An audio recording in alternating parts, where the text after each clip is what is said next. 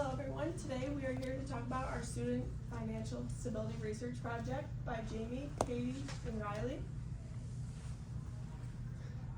So for today's agenda, we are going to talk about our research question, our hypothesis 1 and 2, our survey and our sample plan, our descriptive table, and our results we collected from our data. So when we started to think about what we wanted to do for this project and in our paper, we really started to think about our personal lives, things that have impacted us, affected us while we were in college. We were tasked with something with financials, and a big one that stuck out to us, and I'm sure as you all can relate, is the housing situation here in Marquette. How it impacts us financially, how it impacts our mental health. There's a variety of different factors that can go into being financially stable. So we decided that it would be relevant to create a question revolving around that. So we determined our question would be, does a student's housing situation affect their financial stability? Our problem that we established is that the housing situation for college students in the United States makes it difficult for students to be financially stable. Our objective is to measure the financial stress levels of students that are attending college in the United States. Now, before we went any further, we wanted to make sure this is more than just a problem in Marquette and that this wasn't just a one-off. So we did some more research before doing our results, getting our survey out there, and creating our questions. So we found that the average yearly cost to attend college in the United States is just over $35,000 a year. Obviously, that's a clear average, a little bit lower to go to Northern than it is to go to Alabama or NYU or anything like that. Well, the average independent student is only earning $13,880 in an academic year. So clearly, just with those numbers, if that student could be working full-time, part-time, whatever it is, that number does not equal $35,551. So either way, they're going to be taking out student loans, working more time, and as we heard in that presentation, that's only going to negatively impact their mental health.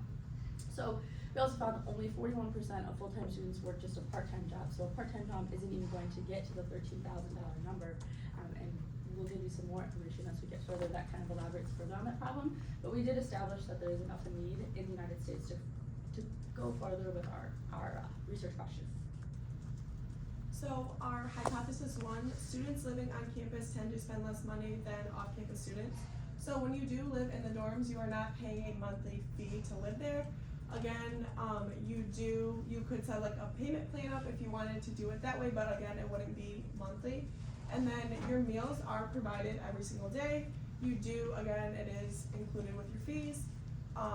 You can just walk downstairs to the dining hall and you're able to eat at any time of the day. Of course, when you do live off campus, you have to put some money aside if you wanted to, obviously, to eat and groceries, and like another group said, it's super expensive to eat out right now, as well as food in the grocery store. And then altogether, it's less expensive.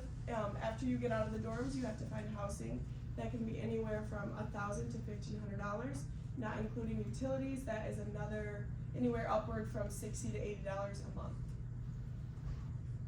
So this is our second hypothesis, which is that students living off campus experience greater stress than students living on campus. And we say that because when you're living off campus, you have to pay for rent plus your utilities, but also you have other expenses like gas and groceries, etc. And with that, you have to be able to pay for all those things, so you have to have a job. But with having a job, it's very stressful and time-consuming, and also dealing with school at the same time.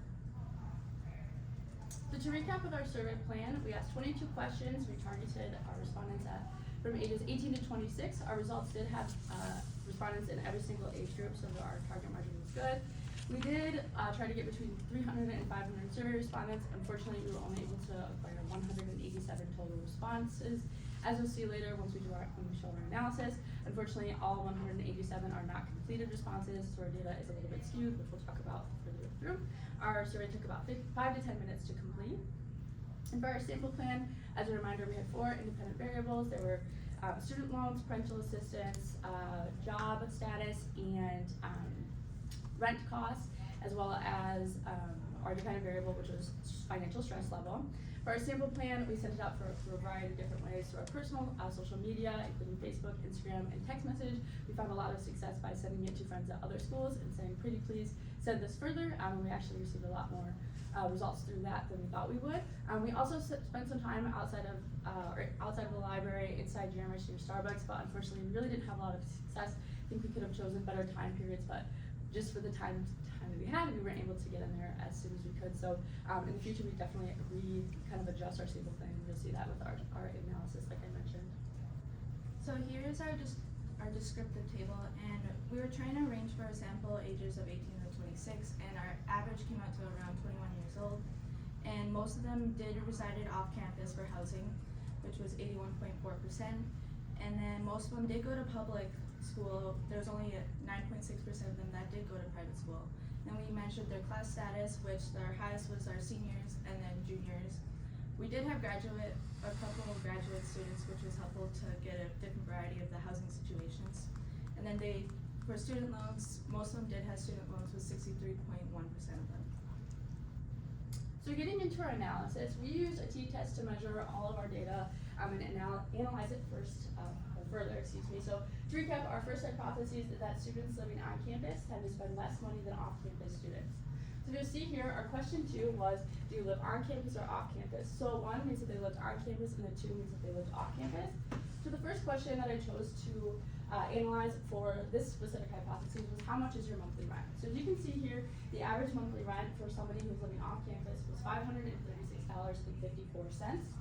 But if you look further, you can see that this is pretty skewed. So clearly, all of the people that we know live off campus. So like I mentioned, in Mercedes-Benz, we definitely make some adjustments to try to get more of an equal distribution there.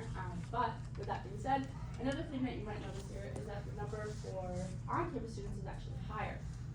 Personally, as a group, we've kind of decided that we don't think that is necessarily true. That could be some confusion on our end with the question that we've asked, meaning that if you're in the dorms, you felt like they felt like they needed to answer the question, we would have done like a skip question. In the future, we know better now, because nobody's paying $650 a month to live in the dorms. Probably anywhere. There's no kind of costs like that that are incurred monthly, and if anything, it wouldn't be the mean. So we're assuming that that is probably some skewed data and pretty much invalid, but we still think this is a valuable number here, which is pretty hefty, even in Marquette. I think that's almost lower than Marquette, so that shows Marquette might be a little bit skewed even from there. So with that being said, this data didn't quite answer our question and let us know if our hypothesis is good or bad, so we decided to go a little bit further and look into how much are your monthly utilities. So same thing here, same question 1, question 2, on campus, off campus. Now you can see here there's a little bit more of a difference. So this is where they kind of get into understanding the questions better. I think our survey was better formatted. Again, quite a skew, but more people were able to answer this question, which is good. So you can see that the average for off-campus students paying monthly utilities had an average cost of $49.23, while students living on campus had an average of $12.58 in monthly utility costs. So with that being said, we decided to accept our hypothesis 1, stating that students living on campus tend to spend less money than off-campus students. Now for hypothesis 2, like we mentioned earlier, students living off campus experience greater stress than students living on campus. And it's fun now that we're kind of all seeing each of those groups. Our research was really relevant to you guys, and I'm sure it's relevant to everyone else's as we'll see through here. How important all of the different factors go into your stress level. So having a job, for instance, and that's what we're going to get into first here. So again, like you mentioned, and this will be the last time, pretty skewed. This is a theme that you'll see. But the first question we asked is, what is your hourly wage? And you can see here that, so again, 1 and 2 being the same, 2 being that the average hourly wage for students living off campus is $13.84, so $13.84. But the average income or hourly wage for students living on campus is only $12.08. More than likely, this could be to a variety of different reasons. There's really no pinpoint. Because we didn't ask what the specific job is, we don't know if there's a greater stress level connected to that job. Typically, the more you're getting paid, the more maybe responsibilities you might have, or a variety of, like I said, a variety of different things. So can't just assume that one there. So further than that, we decided to look at maybe how much they're working. So we asked, are you employed at a job during the school year? And then our options were no, yes, and then this many hours, so like a variety of different options. So for this one, we found that the average hours worked for students off campus was 15.83, while the average hours worked for students on campus was only 14.02. With that being said, one is higher than the other clearly. So we decided that having to work more, there must be more cost for them to have to work, which goes back to our first hypothesis. You can go to the next one. Then we asked some specific questions about stress, which is really the big point of this hypothesis. So we gave them a scale. We asked a variety of different questions. These are just 2 of 5 that we asked, but we did the ranking from 1 to 5. 1 being, I'm never stressed about my financial situation. 5 being, I'm stressed about my situation very often. So again, 1 and 2 being the same. The financial stress level for how often are you stressed about your financial stress, just in general, or financial situation, excuse me. The average for students living off campus was 3.59, while the average for students living on campus was just 3.40, which shows clearly that the off-campus students are more stressed about their financial situation just in general. But then to take it a step further, to really nail down our hypotheses, we asked how often does your living situation add additional stress to your financial situation? This being, again, from that same 1 to 5 scale, you can see here clearly the number is again higher for students living off campus with a 2.85, while students living on campus only have a 2.56 stress level. Therefore, we decided to accept our second hypothesis as well, saying that students living off campus do experience greater stress than students living on campus, therefore accepting both of our hypotheses. So in conclusion, from the start, we as a group agreed that students living off campus experience a greater financial stress level than students living on campus. So the problem is obviously the amount of money one is spending off campus. Again, utilities, rent, and groceries. As Riley said in the previous slide, the data that we collected, a scale of 1 to 5, 1 not stressed at all to 5 very stressed. It was a clear win that 5 being people are more stressed off campus than they are on